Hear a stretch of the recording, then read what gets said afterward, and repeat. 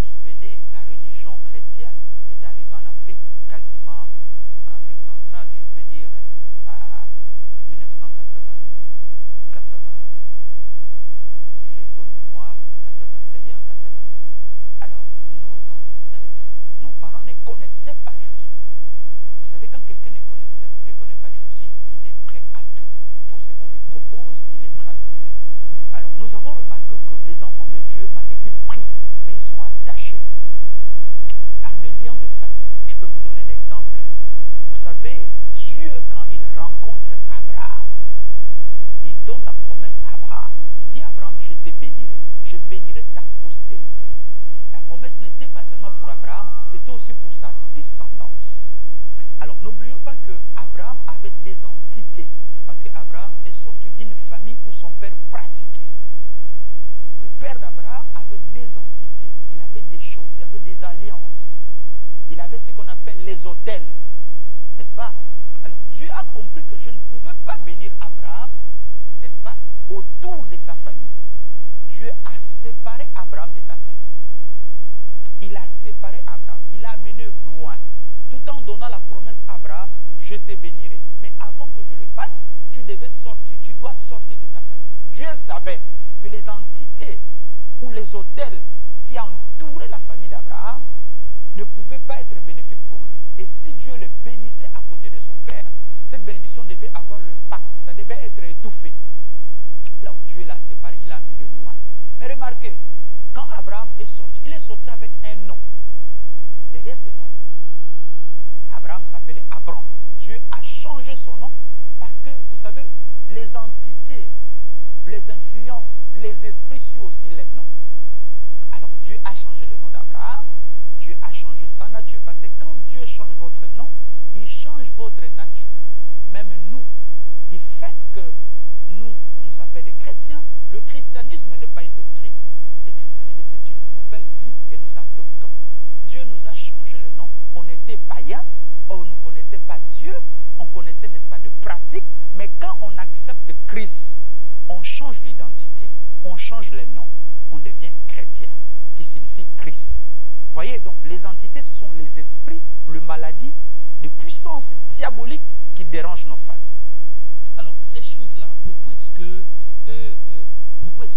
ils sont mal considérées aujourd'hui? Pourquoi il y a ces influences-là que nous suivons aujourd'hui, alors que peut-être pour ceux qui les ont pratiquées, c'était une richesse pour eux? Pourquoi aujourd'hui ça devient un problème pour chaque famille? On peut dire qu'aujourd'hui, il n'y a aucune famille qui est épargnée aujourd'hui. Vous savez, la Bible dit, mon peuple périt par manque de connaissance. Quand on n'a pas la connaissance de la parole, quand on n'a pas la connaissance de Christ, on se permet à tout faire. Vous savez, quand quelqu'un est ignorant, tout ce qu'on lui présente, il accepte. Alors, vous imaginez, nos parents ont accepté de tout et de rien. C'est pourquoi vous voyez, aujourd'hui, notre totem, c'est peut-être des panthères, c'est des lions, c'est des serpents. Ces totems-là avaient des liens avec les esprits. Et nos parents ne savaient pas toutes ces choses-là. Vous voyez, ils ont adopté ou ils ont opté ces totems-là. Ça s'est transformé aux esprits. Aujourd'hui, la plupart sont dérangés par les esprits des serpents, les esprits des panthères, les esprits des eaux. Ce sont des totems, ce sont des esprits. La Bible dit, et le prophète déclare, il dit, les gens meurent, mais les esprits ne meurent pas. Vous savez, même Jacob avait des totems de sa famille. Parce que la Bible dit, Jacob, selon le mot hébreu, voulait dire escroc, menteur. Vous voyez? Et il a vécu, il a fait toute sa vie dans le mensonge. Alors Dieu a changé son nom. Quand il a rencontré Dieu, il a combattu avec Dieu. Il a passé toute la nuit en train de se battre. Il a dit à Dieu, il a tenu Dieu au mot. Il a dit, si tu ne me bénis pas, en d'autres termes, si tu ne me changes pas. Jacob avait pris conscience qu'il y avait des choses qui n'allaient pas dans sa vie. Il était lié, il avait des totems, il avait des esprits qui étaient sur lui.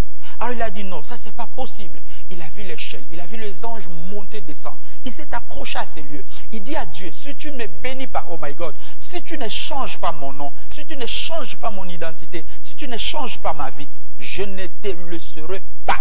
Vous savez, la première des choses, Dieu a demandé à Jacob quel a été son nom. Il dit, comment tu t'appelles? Quel est ton nom? Il dit Jacob. Dieu a compris que ce qui dérangeait Jacob, c'était les noms qu'il portait. C'était les noms qu'il portait. Dieu a dit, je change ton nom. Dorénavant, tu ne seras plus appelé Jacob, tu es devenu Israël. Mais dans ce cas, moi je pense bien, pasteur, qu'il y a le prophète, qu'il y a une prise de conscience d'abord, parce que s'il n'y a pas une prise de conscience, vous pouvez être noté des familles, mais sans peut-être le savoir. La délivrance ne vient pas quand la personne n'est pas consciente, quand la personne ne prend pas conscience. Dieu ne délivre pas un inconscient. Dieu délivre quelqu'un qui est conscient, qui a compris qu'il y a quelque chose qui ne va pas. C'est pourquoi la Bible parle de la foi. Dieu a dit, si vous avez la foi, comme les grains de sénévé, vous pouvez transporter même les montagnes. C'est-à-dire, Dieu amène le peuple de Dieu à comprendre qu'on ne peut qu'être délivré quand on a la foi. On ne peut que saisir l'occasion, on peut être délivré quand on a la foi. Vous savez, le fou de Gadara ne savait pas qu'il était lié. Pour lui, il disait que la vie qu'il menait, c'est une vie normale. Pour être délivré ou pour prendre conscience qu'on a les esprits, il faut rencontrer d'abord quelqu'un qui est déjà délivré. Vous voyez? C'est pourquoi le fou de Gadara se sentait à l'aise avec ses esprits. Mais quand l'homme de Galilée est arrivé, quand Jésus arrive, il a dit à cet homme, n'est-ce pas? Il a reprimandé les démons. Il a dit simplement, toi démon, sors. Vous voyez? Donc la personne était chargée, mais il ne connaissait pas. Il a fallu que Jésus vienne détecter ce qui n'allait pas dans la vie de cet homme. Donc Israël, pendant qu'ils étaient en Égypte, ils se sentaient à l'aise, ils travaillaient.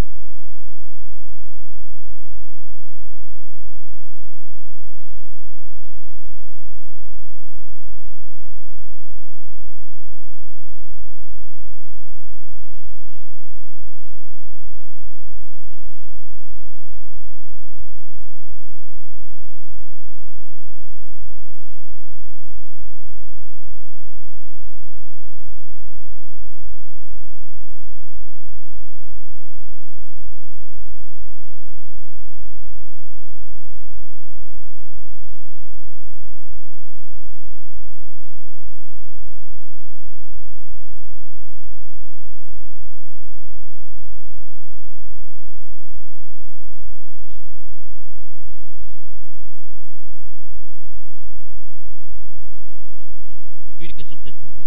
Alors, pasteur, moi j'ai une préoccupation parce que je reviens un peu sur certains éléments que vous avez énoncés. Vous avez parlé de la séparation, que Dieu ne pouvait pas bénir Abraham tant qu'il ne se sépare pas de sa femme. Parce que vous avez dit que pour qu'il y ait une bénédiction, il faut qu'il y ait une séparation. La bénédiction d'Abraham, Abraham, on a vu se séparer, partir de son pays pour un autre endroit. Bon, alors nous, qu'allons-nous faire? Est-ce que nous devons quitter nous aussi nos familles pour aller s'attendre à recevoir une bénédiction? Est-ce qu'il s'agit d'une séparation, une séparation physique avec nos propres parents ou physique? Oui.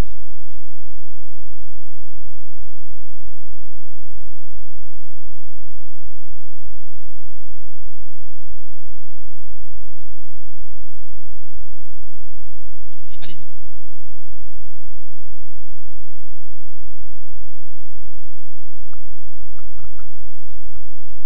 Abraham ne pouvait pas être béni. Et Dieu aussi nous juge innocemment. Chaque enfant de Dieu, quand on est dans la nouvelle alliance, il faut une séparation. Sans la séparation, on ne peut pas entrer. Allez-y, pasteur. Allez-y, On pasteur. ne peut pas, n'est-ce pas, entrer en possession de la bénédiction. Dieu est le Dieu de la séparation. Israël était un peuple de Dieu. Ils étaient dans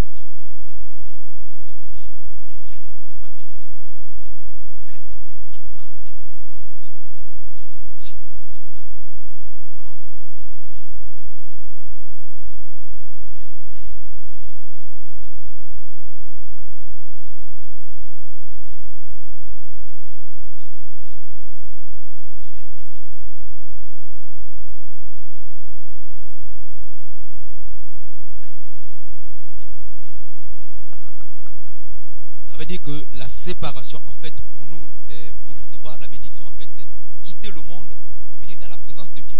Ça, c'est l'exigence de Dieu. Bon, alors, pasteur, une autre chose encore. Vous avez parlé du nom. Vous avez dit, il y a le nom, en prenant l'exemple de Jacob, que Jacob voulait dire escroc. Est-ce qu'on va comprendre que, parce que lorsque nous mettons au monde des enfants, la joie d'un père, c'est de donner que son enfant porte son nom. Qu'allons-nous maintenant faire? Si moi je porte le nom de mon père, moi je ne sais pas que le nom de mon père porte malheur, qu'est-ce que je vais faire maintenant pour sortir de la malédiction qui est attachée au nom de mon père que je porte? Alors on va juste donner juste une petite pause au pasteur avant de répondre à votre question. Juste une petite pause en attendant que la régie nous fait diffuser une vidéo. Juste une petite pause. Ne quittez pas votre position.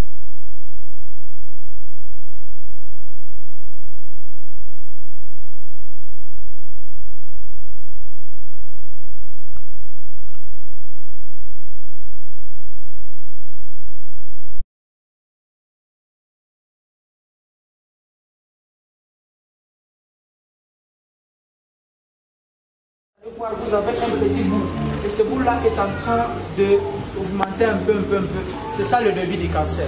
Mais comme Dieu a dévoilé ça, il dit tout ce qui est dévoilé est condamné.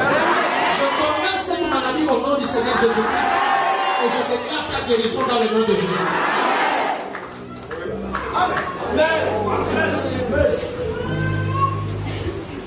Pour ce qui concerne ce monsieur avec toi, je ne parlerai pas devant les gens.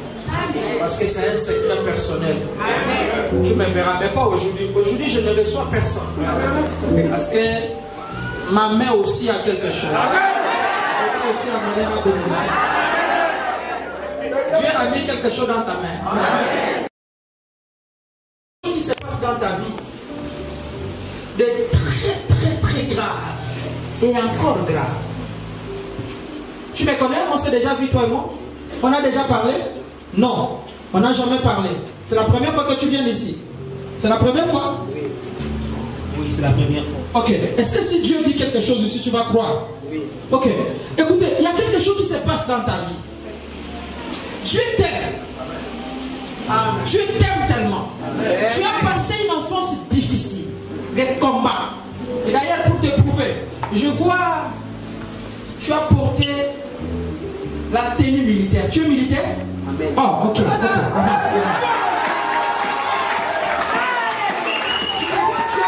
une tenue de militaire. Et je te vois, tu es militaire. Et le Saint-Esprit me dit, pendant que je ne te vois pas actuellement là où tu travailles, mais je te vois quelque part, tu es en train de fournir un service. Écoute-moi bien, même le service que tu fais, le service de militaire que tu fais, tu ne bénéficies pas de ton argent. Parce qu'il y a quelque chose qui s'est passé dans le monde du terrain. Le Saint-Esprit me dit, oh, est-ce que l'église croit que Dieu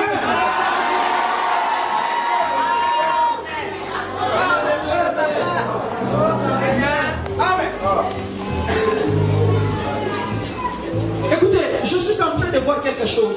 Je vois la source de là où part ton argent. Je vois quelque chose qui se passe dans ta maison. Je vois comme un fléau mystique. Je vois comme un vent qui entre à chaque fois quand tu veux avoir l'argent. Et je vois, merci Seigneur, comme une maladie. Et je vois comme une femme qui est à côté de toi. Et je vois à chaque fois quand l'argent veut entrer, je vois cette femme tomber malade. Mais ce n'est pas une maladie normale.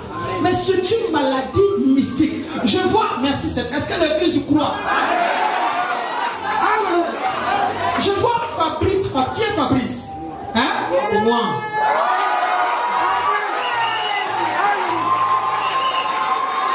Il y a quelque chose qui se passe. Je suis en train de voir quelque chose. Dieu me dit ceci. Il ne t'a pas amené ici pour en vain, mais il t'a amené pour ta délivrance. Écoute-moi bien. La femme qui est avec toi ne mourra pas. Je suis en train de voir une maladie dans... Pasteur, est-ce que vous pouvez la reposer? Alors, pasteur, je m'embrouille un peu s'il faut dire pasteur ou prophète. Mais je préfère prophète. Parce que, alors, prophète de Libengui, j'étais en train de dire que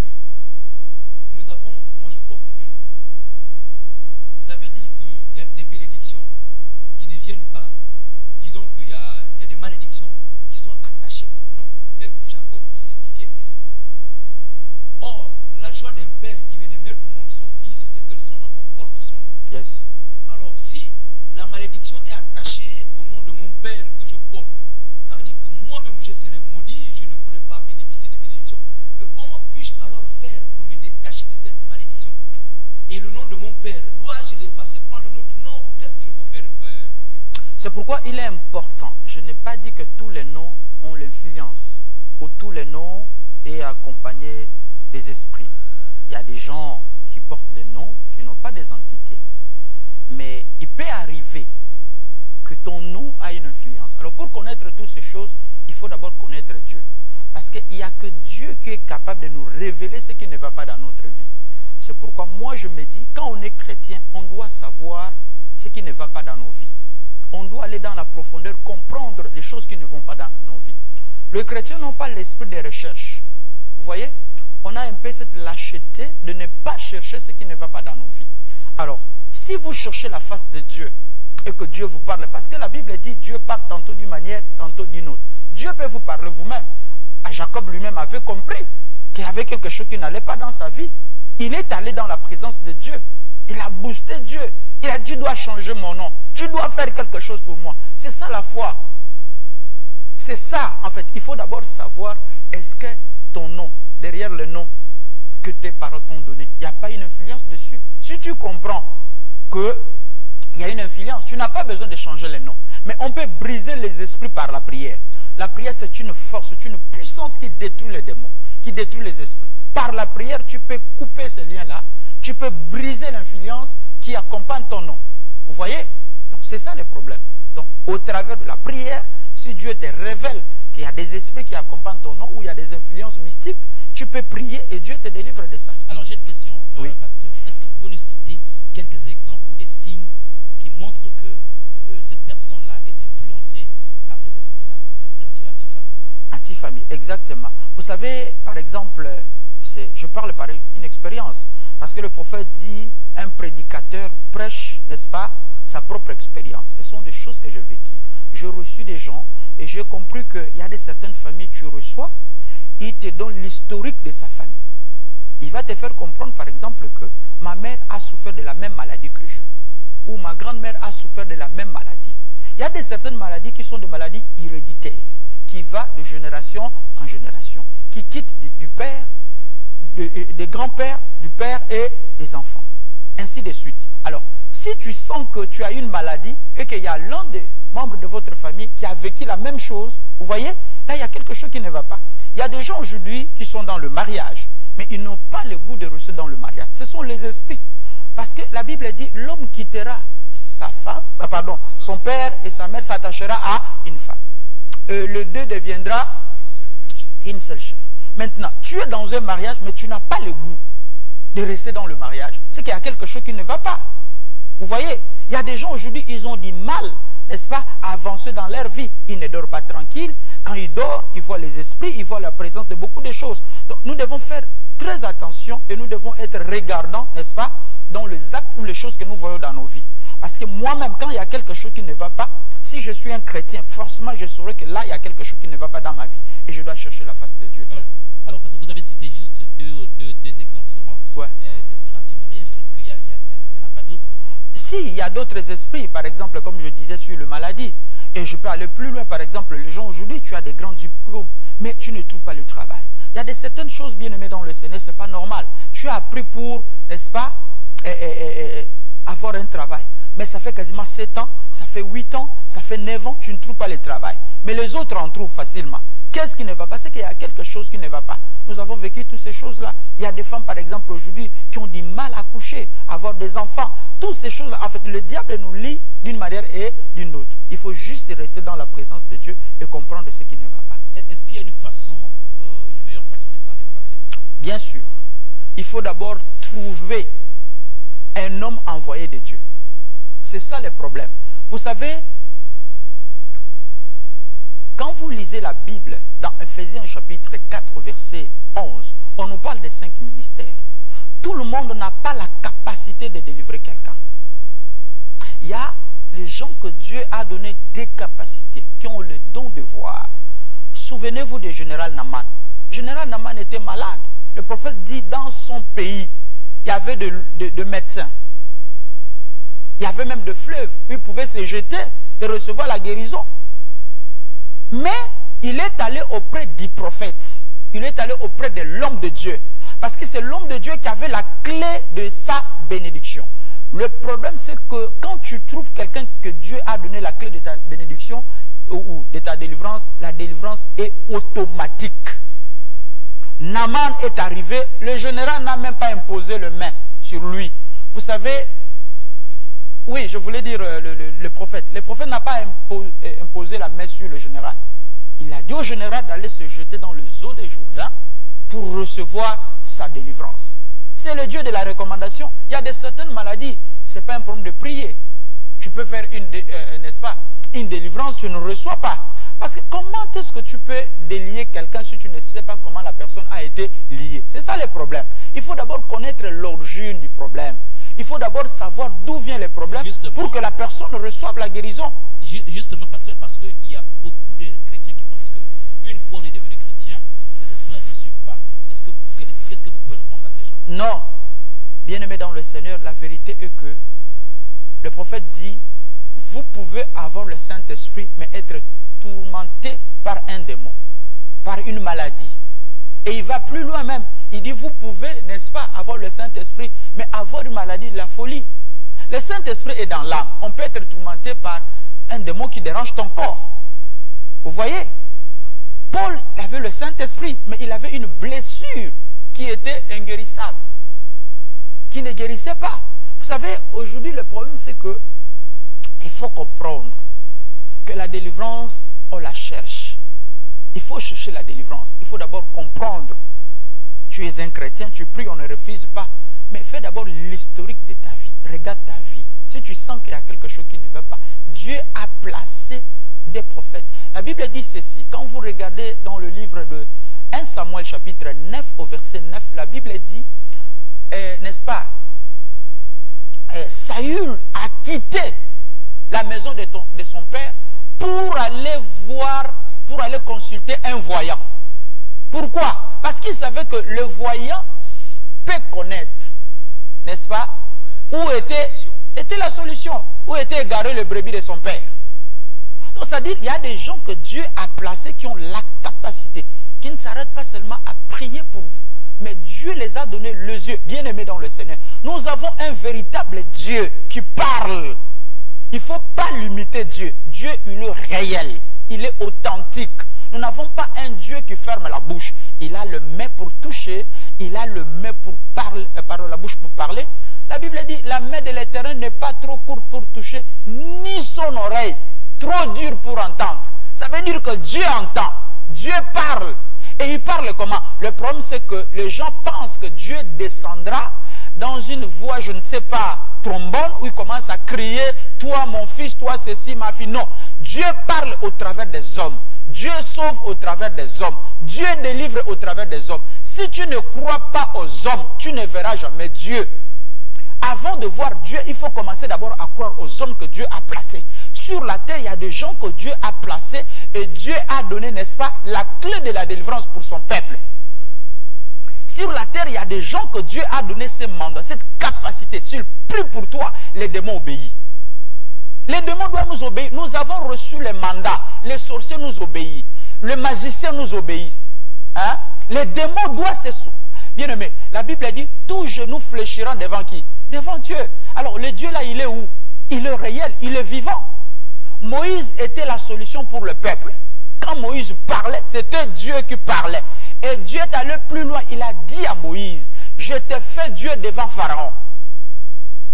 C'est-à-dire un serviteur de Dieu qui est mandaté, qui a l'onction divine, qui a la puissance de Dieu, a la capacité de délivrer peu importe les démons, de chasser peu importe les démons.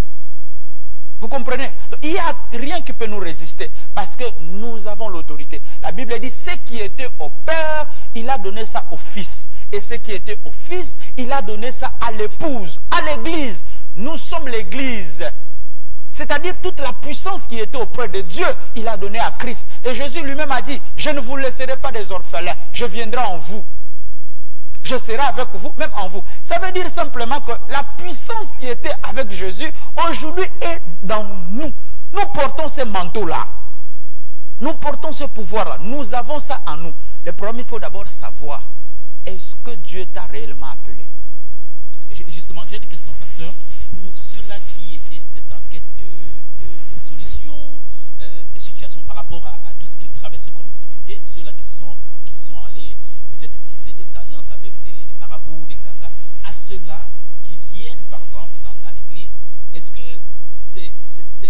c'est pas eux aussi qui sont allés créer ces problèmes-là en Tanzanie, à les marabouts, par exemple. Le problème, c'est que moi, je ne condamne pas ces gens-là. Je ne les condamne pas. Pourquoi? Parce que ils étaient peut-être au bout. Ignorants, peut-être. Ignorants. Ils sont allés parce qu'ils cherchaient la solution. Il y a des gens, vraiment, ils arrivent à la fin. En fait, ils ne savent pas quoi faire. Ils vont juste aller se jeter comme ça. Parce qu'il est allé réellement à l'église, il a été déçu. Il est allé quelque part, il a été déçu. En fait, il est allé là-bas, on lui a dit pour que tu sois délivré, il faut donner l'argent, il faut faire ceci. Il a été déçu. Il est allé se jeter chez les Nganga. Mais il y a encore le temps qu'ils viennent à l'Alliance Tabernacle. Nous avons un Dieu qui délivre. Notre Dieu est réel. Je l'ai vu. Souvenez-vous, il y a une femme qui était venue ici. Cette femme-là était enceinte. L'enfant avait 8 mois. La grossesse était de 8 mois. Autant pour moi. L'enfant ne bougeait pas. Dieu a ouvert les yeux de son serviteur. Je regardais cette femme. Je dis, tu as un problème. Cet enfant, est-ce qu'il bouge? Il me dit, ne bouge pas. Donc l'enfant était mort dans le ventre. Je dis, dans 5 minutes, cet enfant-là va bouger. Le Dieu qui donne la vie, le Dieu qui a ressuscité Lazare, qui était déjà mort. 4 jours, Lazare, personne ne pouvait avoir encore l'espoir. N'est-ce pas? Je dis, dans 5 minutes, cet enfant va bouger.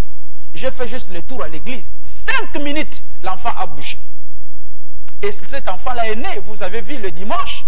Donc, Dieu est capable de donner la vie à quelque chose qui était déjà mort.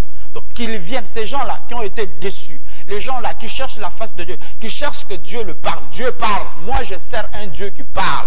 Je ne sers pas un Dieu des morts. Je sers le Seigneur Jésus-Christ, le Dieu de Malachie 4, le Dieu qui a été avec Abraham, le Dieu que, n'est-ce pas, Paul nous a laissé. C'est ce Dieu-là. Il s'appelle le Seigneur Jésus-Christ. Qu'ils viennent, ils vont voir Dieu. Alors, vous parliez de témoignage d'une femme c'est ce que vous mentionnez à l'instant. Yes. Des témoignages de ce genre, on les a beaucoup enregistrés ici pendant les 21 jours que vous avez organisés. C'était les 21 jours des cultes spéciaux. Qu'est-ce qui vous a motivé, pasteur, pour organiser ces cultes? Vous savez, un serviteur de Dieu, c'est un visionnaire.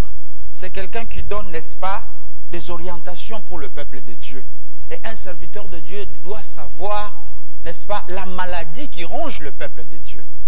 C'est pourquoi, quand Dieu vous donne un don parfait, n'est-ce pas, un ministère, autant pour moi, il vous donne un don. C'est pourquoi Salomon, il était roi. Mais il avait besoin de la sagesse pour conduire le peuple. Alors, quand je regardais par rapport à certaines situations, en recevant les enfants de Dieu, et j'ai compris qu'il y a des enfants de Dieu qui étaient sous l'emprise de l'ennemi. Parce qu'ils priaient, mais il y avait certains liens. Les liens de famille, les liens ancestraux, des histoires comme ça. Et Dieu nous a dit, nous devons lancer un travail de 21 jours intitulé la délivrance des familles. Ce travail-là, ce n'est pas seulement notre délivrance à nous, mais aussi nos familles. Parce que la Bible dit, crois au Seigneur Jésus-Christ, tu seras sauvé, toi et ta famille. Nous sommes sauvés, mais pourquoi ne pas sauver nos familles? Il y a certains démons aujourd'hui, n'est-ce pas? Et nous, on subit ces esprits-là. On subit ces esprits. Tu es délivré, quand tu rentres à la maison, les esprits-là reviennent. J'ai compris que cette délivrance que nous avons reçue, nous pouvons aussi les transmettre à d'autres personnes, notamment les membres de nos familles. C'est pourquoi nous avons, n'est-ce pas, donc engagé ce travail, la délivrance des familles et la destruction des hôtels. Les hôtels des familles, les hôtels de malédiction, les hôtels de maladie, toutes ces choses-là, des anti-mariages, et voilà, les résultats sont palpables. Alors ce qui était assez remarquable, c'était que toute personne qui venait, les gens s'asseyaient à même le sol. C'est un Dieu aussi bizarre, non, pasteur? Oui, mais attendez, moi j'ai une question à vous poser. Quand Jésus prêchait la parole, les gens s'asseyaient où? À même le sol. Ah. Mais si aujourd'hui les gens s'asseyent par terre, ça devient quoi? C'est pas un tabou. Je m'assois par terre, c'est aussi un signe de l'humilité. Je m'humilie devant mon Dieu, ça ne me coûte rien. Donc Dieu, le prophète dit, quand Dieu me dit de rouler par terre, je le ferai. Pourquoi? Parce que Dieu a dit. Donc moi, ça n'enlève rien si je m'assois par terre pour la cause, parce que je cherche Dieu. Maintenant, les gens qui dorment par terre, vous allez dire quoi? Il arrive à des fois des hommes de Dieu ou les chrétiens, ils dorment par terre pour chercher la face de Dieu. C'est aussi une manière de dire à Dieu, ah Seigneur, vraiment, je fais ce sacrifice. de m'asseoir par terre parce que je veux que ma famille soit délivrée. Il n'y a pas un tabou là-dessus. Alors, qu'est-ce que vous avez remarqué de particulier chez ceux qui venaient? Est-ce qu'il y avait une certaine détermination, pasteur, ou les gens venaient juste parce que ils étaient fatigués peut-être? J'ai vu les gens, j'ai vu les gens qui étaient déterminés. Non seulement déterminés, qui ont eu la foi. Qu'en sortant de ce travail, moi, je veux voir la main de Dieu. C'est la chose qu'on a besoin. Il faut activer la foi des gens. Il faut amener les gens à comprendre. N'est-ce pas? Vous savez, chercher l'Éternel pendant qu'il est là. Maintenant, Dieu, on le cherche. Il faut chercher Dieu. Il nous a tout donné, mais il faut aller vers lui. Donc, moi, je pense que les gens ils sont tellement motivés parce que, d'ailleurs, le dimanche, nous aurons un culte spécial. Nous allons parler. Voilà, donc les gens sont motivés et la foi des gens est vraiment active en fait. Voilà. Alors, pasteur, moi, j'aime bien souvent revenir parce que on va dire que ce n'est pas le Gabon qui nous écoute, mais c'est le monde entier dans la mesure où nous sommes connectés. Alors moi, je voudrais revenir sur un aspect, vous avez souligné un aspect selon lequel il y a parfois des femmes, elle est dans un mariage, mais elle ne se sent pas heureuse, elle ne sent pas la joie d'être dans ce mariage.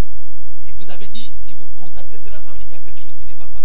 Alors, il y a des enfants de Dieu qui vous écoutent, qui vous regardent, pasteur. Je dis prophète. Dieu vous a doté d'un don.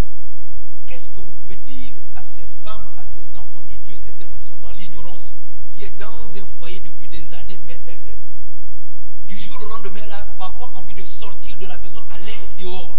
Qu'est-ce que vous pouvez dire à ces gens-là qui vous regardent, qui vous écoutent en ce moment, pasteur? D'abord, il faut comprendre une chose, que le diable a trois choses qu'il combat dans nos vies. La naissance de quelqu'un, souvenez-vous, le diable a combattu la naissance de Moïse. Il a combattu la naissance de Jésus. Et le diable combat le mariage. Parce que quand quelqu'un se marie, il est en ordre avec Dieu, en d'autres termes. Et le diable combat pour nous précipiter à la mort. C'est de trois choses. Le mariage, c'est quelque chose que le diable combat beaucoup. Le diable n'aime pas voir quelqu'un se marier. Alors, il n'est pas normal, tu es dans un foyer ou tu es dans un mariage, tu ne te sens pas bien. Soit, vous savez, aujourd'hui, comme je disais, il est bon d'accuser les autres. Mais à des fois, quand les choses nous arrivent, il faut d'abord se regarder aussi soi-même. Voir ce qui ne va pas. Si le problème ne vient pas de vous, ça veut dire qu'il y a une source. Il y a quelque chose qui ne va pas. Parce que je ne peux pas imaginer quelqu'un qui est fait pour se marier. Parce que le mariage, c'est une recommandation qui vient de Dieu. C'est une recommandation divine. Mais comment toi, tu es dans cette recommandation et tu es dedans, tu n'as pas envie de rester? C'est qu'il y a quelque chose qui ne va pas. Il y a un esprit d'anti-mariage. Il y a un esprit de divorce. Il y a un esprit qui ne veut pas que tu restes dans le mariage. Et ça existe, ce genre d'esprit. Où, à des fois, il y a certaines femmes, elle a vraiment envie de se marier. Elle est motivée. Elle se met à fond. Elle se marie après 1 an. Après 2 ans. Elle n'a plus le goût de rester avec l'homme en question. Elle va dire à l'homme, écoutez, je ne sens plus l'amour. Et là, dans ce cas, qu'est-ce qu'il faut faire, pasteur? Il faut chercher la face de Dieu. Il faut chercher les hommes de Dieu. Il faut chercher à savoir pourquoi tu as les dégoûts. Pourquoi ton mariage, les choses ne marchent pas. Pourquoi tu ne sens pas envie de rester avec cet homme. Pourquoi tu veux toujours retourner dans la famille. Pourquoi tu veux toujours faire un pas en arrière. Quand quelqu'un se marie, il s'est séparé avec sa famille. Bon, dans un sens normal. Ce n'est pas une séparation qui dit genre, je ne veux plus fréquenter ma famille. C'est-à-dire c'est une manière de dire qu'elle est déjà un avec son mari. Vous voyez? Maintenant, Dieu vous a unis. Mais pourquoi tu n'as pas envie de rester avec cet homme? À des fois, ce sont des entités, des esprits d'anti-mariage qui créent ce genre de dégoût. Alors, il faut chercher les hommes de Dieu, chercher les serviteurs de Dieu et voir comment sortir de la situation. Alors, pasteur, je reviens encore, je rebondis encore sur un autre aspect. Alors, quand vous avez parlé, dans vos propos, vous avez souligné la clé. Ça veut dire, il faut d'abord chercher à savoir si la personne auprès de qui vous allez a la clé. Mais comment savoir que cet homme a la clé pour ma délivrance? Comment savoir que l'homme de Dieu auprès de qui je vais là a la clé pour ma délivrance? Il faut, nous dire, Dieu doit vous révéler. Aujourd'hui, il y a un problème. On s'attache Frère Branham dit, le choix de l'église, c'est le choix du pasteur. Vous ne pouvez pas faire un choix de l'église sans pour autant demander la volonté de Dieu. Ça veut dire qu'avant que je n'entre dans une église, avant d'aller prier dans une église... Non, tu peux aller, tu pries, mais il faut aussi demander à Dieu si c'est ta place. Si c'est ta place. Parce que quand Dieu donne un ministère à quelqu'un, il prépare les gens, Dieu lui-même, il prépare les gens pour l'écouter. Ceux qui ne sont pas attachés à ton ministère, ils ne vont jamais rester avec toi. Vous voyez? C'est-à-dire, il faut toujours demander à Dieu. C'est pourquoi nous devons avoir cet esprit de recherche. Les chrétiens doivent savoir. Vous savez, le christianisme, c'est quelque chose de spirituel. Ce n'est pas quelque chose de charnel. Quand vous êtes chrétien, vous êtes charnel, vous resterez toujours charnel. Les choses spirituelles se règlent d'une manière spirituelle. C'est pourquoi Jésus a dit à cette femme syrophénicienne, Jésus a dit, on ne donne pas la nourriture des chiens, pardon, la nourriture des enfants aux chiens. Vous voyez? Donc, Jésus avait compris que c'est un langage. Ce n'était pas l'insulte. Jésus n'insultait pas cette femme. Mais c'était une manière de comprendre qu'un insensé, même si vous lui montrez la route, il ne va rien comprendre. C'est-à-dire, la nourriture spirituelle est réservée aux hommes spirituels. La nourriture du ciel est réservée. C'est pourquoi ce n'est pas n'importe qui pouvait goûter la manne, qui pouvait le manger. C'était une nourriture spéciale. C'était Israël qui mangeait la manne, et quand quelqu'un d'autre mange, il n'y avait pas le goût. Mais si c'est Israël qui mange, il y avait quelque chose en fait. Voilà, donc il faut d'abord chercher à savoir le lieu à laquelle tu es. C'est vraiment la volonté de Dieu. Je ne dis pas aux gens de quitter leurs églises, mais il faut prier Dieu. Il faut se rassurer que là où tu es, c'est un bon endroit. Dieu t'a envoyé là-bas, ta bénédiction est cachée dans ces lieux. On a aussi remarqué, pasteur, que durant ces réunions, donc les 21 jours, on a remarqué que les gens qui venaient, les secrets de cœur étaient dévoilés, leur vie était révélée. Faut-il être un prophète pour savoir ce qui se passe dans la vie de quelqu'un? D'abord, tout prédicateur a un don prophétique. Ah, comment ça, pasteur? Oui. Tout prédicateur. D'abord, quand on dit prédicateur, ça veut dire quoi? Prédicateur, c'est quelqu'un qui prédit. On prédit quoi? L'avenir, non? Je te bénis au nom de Jésus. Tu es en train de prédire. C'est un don. Le premier, il faut comprendre. Un prédicateur, c'est un voyant. Un prédicateur, c'est un berger. Un berger, c'est quelqu'un qui est très élevé spirituellement. Il a le chemin à montrer au peuple de Dieu. Donc, si je reviens à ta question, c'est-à-dire, il n'y a pas la magie pour montrer à quelqu'un, si tu es dans la présence de Dieu, tu as la commission. Dieu t'a mandaté. Tout ce que tu dis, le ciel confirme. Si vraiment Dieu a dit à Moïse, va, je serai avec toi. C'est simple. Ça voulait dire simplement que partout tu iras, partout tu seras, je serai avec toi. C'est-à-dire, quand quelqu'un a la commission, le problème qui nous empêche aujourd'hui, le problème qui fait en sorte que nous trouvons, n'est-ce pas, des blocages, des problèmes dans nos ministères, c'est parce qu'on est venu par nous-mêmes. Il y a ceux qui prêchent qui n'ont pas la commission, et c'est ça le problème. Il y a ceux qui prêchent qui n'ont pas été appelés. Je suis un pasteur, je ne veux pas faire la publicité de quelqu'un ici. Un grand homme de Dieu, un serviteur de Dieu, qui se permet à dire des choses sur les hommes de Dieu, dans un sens de dire que non, l'évangile que nous prêchons, il faut laisser ça aux autochtones. Mais ça n'a pas de sens. Qui est autochtone? D'abord, l'évangile que nous prêchons, ça vient chez nous? Ça ne vient pas non plus. Ça ne vient pas chez nous. Vous voyez, les gens comme ça, ce sont des gens qui n'ont pas compris. Parce que la Bible dit, Jésus est venu pour le juif. Mais aujourd'hui, nous prêchons Jésus. Donc, il est venu chez les juifs. Mais comme les juifs l'ont rejeté, il a fait quoi? Il a tourné vers nous. L'évangile n'est pas une propriété privée de quelqu'un. Il ne faut pas être autochtone pour prêcher l'évangile. Aller partout dans le monde, prêcher la... Ce sont des choses simples. Prêcher la bonne nouvelle. Bon, maintenant, les gens que Jésus a envoyés d'aller partout dans le monde, il les envoyait seulement en Israël. Il a dit, la promesse est pour vous, pour vos enfants, pour tous ceux qui sont au loin, en aussi grand nombre que le Seigneur Seigneur, votre Dieu, les appellera. Bon, imaginez un prédicateur qui monte à la chair, qui vous dit qu'il faut laisser l'évangile aux autochtones. Il n'y a pas de sens. Ça, c'est la confusion totale. Donc, ce sont des gens comme ça qui créent la confusion dans la tête des enfants de Dieu. Jésus lui-même était juif. Si tel est le cas, alors ce sont les juifs qui devaient accepter cet évangile. L'évangile, c'est le salut pour quiconque croit. Juif, grec, païen. Nous tous, nous avons reçu le même évangile. Et c'est cet évangile, la foi que nous avons aujourd'hui. Ce n'est pas notre foi. C'est la foi d'Abraham. Donc si aujourd'hui tu es prédicateur, tu as la foi, c'est que tu as tiré cette foi-là à quelqu'un. C'est Abraham qui est le père de la foi. C'est même pas toi. Mais aujourd'hui tu parles de la foi. Est-ce que tu connais d'où vient cette foi-là? Donc si c'était pour les autochtones, on devait réserver seulement aux Israéliens. Ce sont eux. Donc c'est Dieu mal compris. Quand on ne comprend pas les choses, quand on n'est pas spirituel, on nage dans des choses comme ça. Quand quelqu'un n'a pas la commission, il n'a pas été appelé par Dieu, il est dans des choses comme ça, qui n'a pas un sous-bassement. C'est pourquoi il faut la commission. Le prophète dit, vous ne pouvez pas prêcher l'évangile si vous n'avez jamais rencontré Dieu. Comme Moïse l'a rencontré au désert, il faut d'abord le rencontrer. Paul, avant d'aller prêcher, il a fallu que Dieu le rencontre sur le chemin de Damas.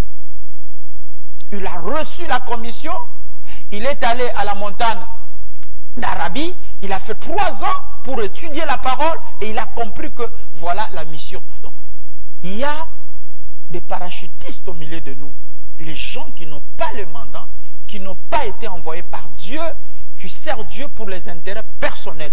Et ces genres de personnes, je suis désolé. Alors, nous acheminons vers la fin de notre émission, pasteur. Tout enfant de Dieu qui m'écoute, vous qui êtes connectés, vous qui viendrez après l'émission, écoutez, cet appel est pour vous.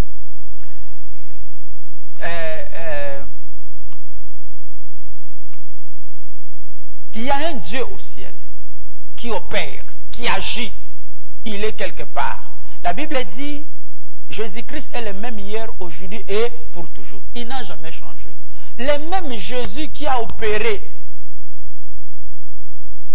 c'est le même Jésus qui continue à opérer. Je vous invite, si vous avez un problème, vous avez un souci, vous avez une maladie, vous êtes allé chez les Nganga, vous êtes allé, n'est-ce pas, chez les médecins vous ont abandonné.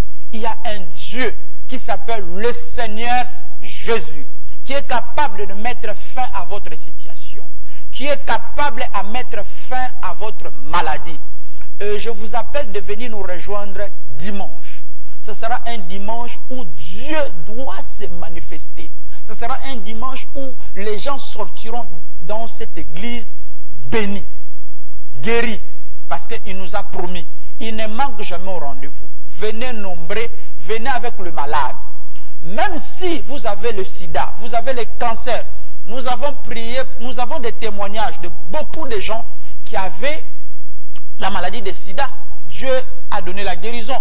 Vous êtes paralysé, vous n'arrivez pas à marcher. Vous avez un physique nocturne. Nous avons des témoignages des gens qui sont venus, qui ne pouvaient pas marcher parce que le pied est tellement pourri. Il ne peut pas marcher. Nous avons seulement prié et Dieu a intervenu. Les gens là aujourd'hui, ils sont en parfaite santé.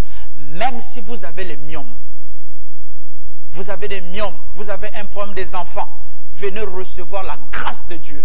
Venez recevoir le Saint-Esprit. Ce sera un culte spécial. Dieu va parler. Dieu parle. Dieu parle au travers de ses serviteurs. Dieu va parler, Dieu va agir, Dieu va guérir le malade. Ça sera spécial.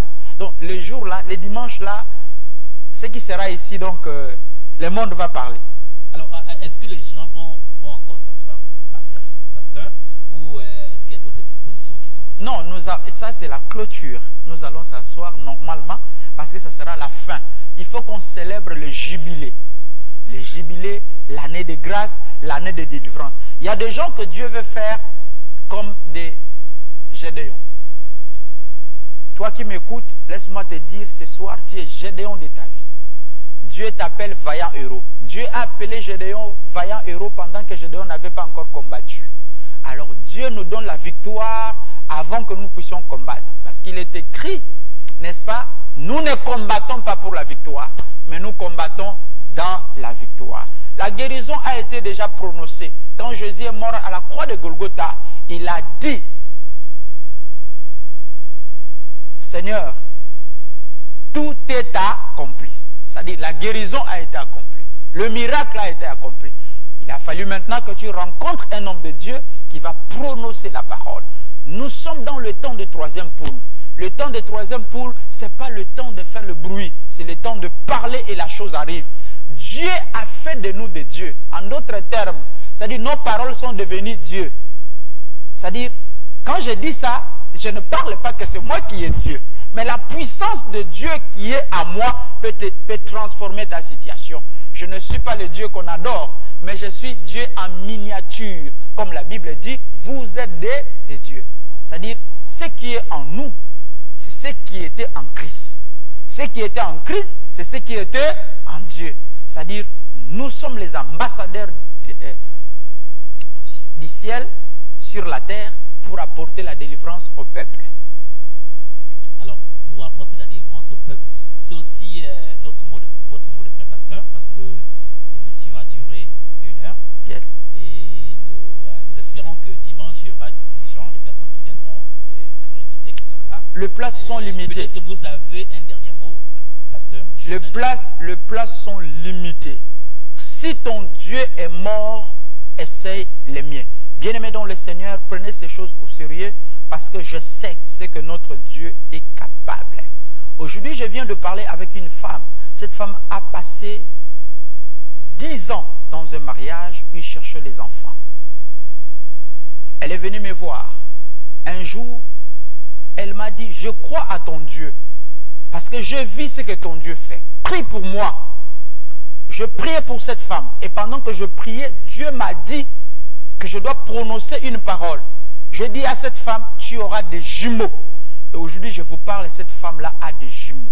Nous avons un véritable Dieu, un Dieu réel, un Dieu miraculé, un Dieu qui opère, un Dieu qui transforme. Tu as un problème, tu as fait l'école, tu ne trouves pas le travail. Tu as un problème d'une maladie mystique, tu as été abandonné, tu as une situation, tu as cherché la solution partout. D'ailleurs, tu as même gaspillé l'argent chez les Nganga. Dieu t'appelle. Viens nous rejoindre à l'Alliance Tabernacle dimanche avec un programme spécial, la délivrance des familles. Il y a des problèmes dans ta famille, il y a des situations où vous n'arrivez pas à gérer. Les enfants de votre mère, peut-être, je ne sais pas, les choses ne marchent pas comme vous voulez. Venez nous rejoindre dans ces programmes avec, n'est-ce pas, donc des choses incroyables. Dieu sera au rendez-vous, le Saint-Esprit sera au rendez-vous. Les places sont limitées, le culte commence à 7 heures. À 7 heures, je pense que nous serons déjà inondés. Si vous venez en retard, vous risquerez de ne pas trouver la place. Mais je crois que vous serez avant et nous allons célébrer l'Éternel ensemble. Alors, merci à tous. Merci. Nous recevions donc le pasteur, le prophète Eli Bengui. À ma compagnie, nous avions Sylvain Alemoala. Moi, c'est Jean-Robert Dabani. On se retrouve prochainement pour d'autres émissions. Shalom. Shalom.